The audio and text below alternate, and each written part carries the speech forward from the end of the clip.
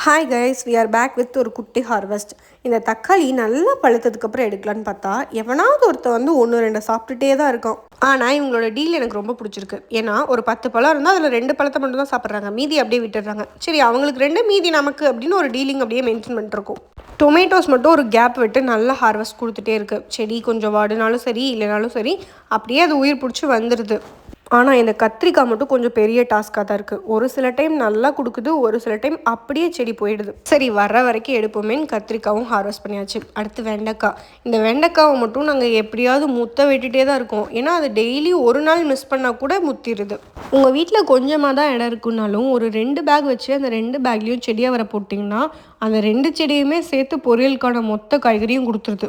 அவரைக்காவை harvest பண்ணிட்டு அப்படியே கொஞ்சம் பச்சை மிளகாயும் ஹார்வெஸ்ட் பண்ணிட்டோம். பச்சை மிளகாய் ரொம்ப நாளாக இருக்க மாதிரி இருக்குது, ஆனால் பழுக்கவே மாட்டேங்குது. எவ்வளோ நாள் எடுக்கும் யூஸ்வலான்னு யாருக்காவது தெரிஞ்சால் மறக்காமல் கமெண்ட்டில் சொல்லுங்கள்.